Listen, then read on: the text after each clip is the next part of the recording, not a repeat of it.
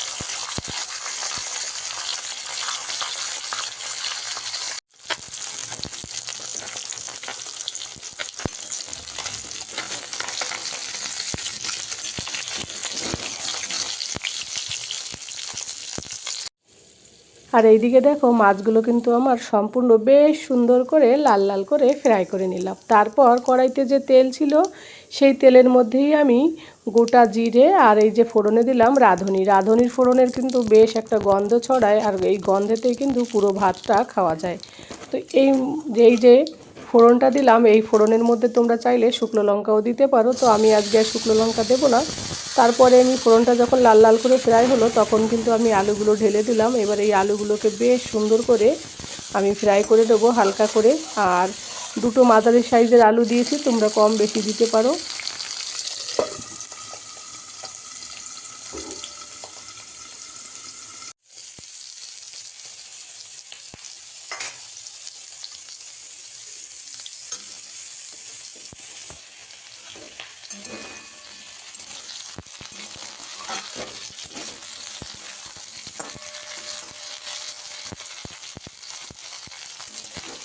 তো বন্ধুরা, আলুগুলোকে ঢাকা চাপা দিয়ে 5 মিনিট পর আবার ফিরে এলাম। তো আলুগুলো একটু হালকা ফ্রাই হয়েছে। এই মতো অবস্থায় আমি কিন্তু ওলকপি কেটে রেখেছি, 4-5টা ওলকপি।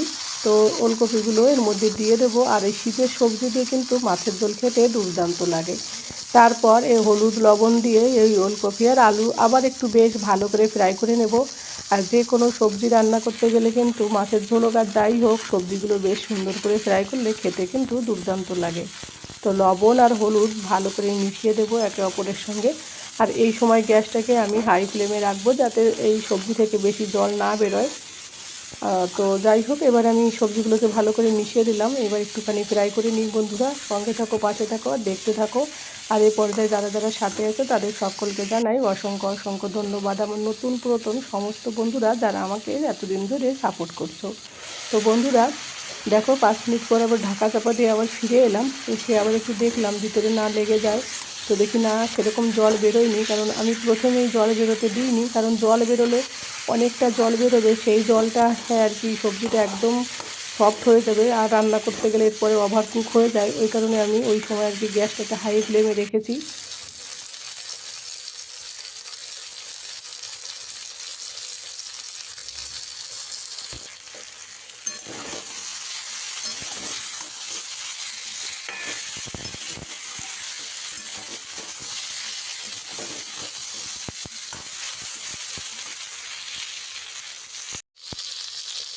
আর এইদিকে দেখো বন্ধুরা, আলু আর ওলকপি বেশ সুন্দর করে ফ্রাই হয়ে যাওয়ার পর কাঁচা লঙ্কা, ধনের গুঁড়ো আর হচ্ছে বাড়িতে বানানো ধনের গুঁড়ো আর জিরের গুঁড়ো দিয়ে বেশ ভালো করে মিশিয়ে দেবো। আর দেখেই বোঝা যাচ্ছে অনেকটা সবজি সিদ্ধ হয়ে গেছে। এরপর আমি কিন্তু পরিমাণ মতো জল দিয়ে দেবো, তোমরা তোমাদের টেস্ট অনুযায়ী লঙ্কা বেশি দিতে পারো। তো আমি হালকা পাতলা মাছের ঝোল করব, এই কারণে আমি বেশি লঙ্কা মশলা কোনো কিছুই ব্যবহার করছি না, একদম গ্রাম্য মানে ভিলেজ স্টাইলে রান্নাটা করছি। তো বন্ধুরা, শীতের সবজিটা এরকমভাবে একবার হলেও তোমরা ট্রাই করতে পারো। আশা করি একবার ট্রাই করলে কিন্তু বারবার বাড়িতে রিকোয়েস্ট আসবে এই সবজিটা এইভাবে মাছের ঝোলটা করতে। তো তারপরে দেখো পরিমাণ মতো জল দেবো, খুব একটা জল দেবো না, কারণ বোঝাই যাচ্ছে অনেকটা সবজি সিদ্ধ হয়ে এসছে।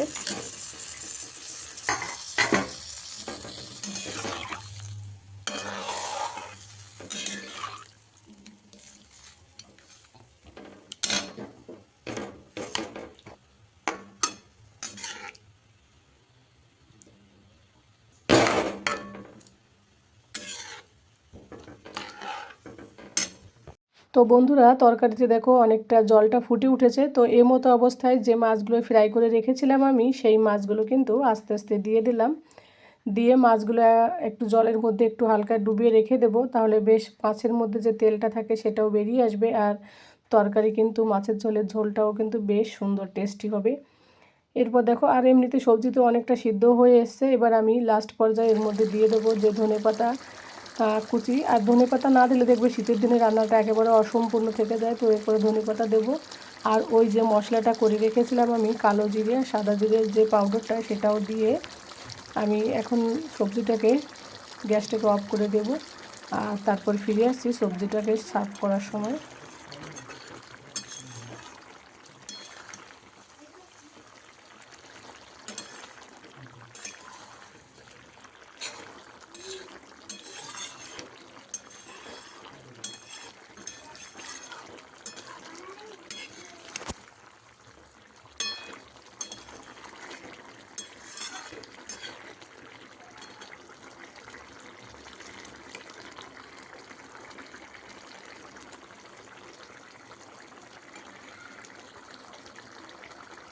তো বন্ধুরা, লাস্টে এই মশলাটা দিলে এই মশলার গন্ধে কিন্তু পুরো ভাতটা খাওয়া যাবে।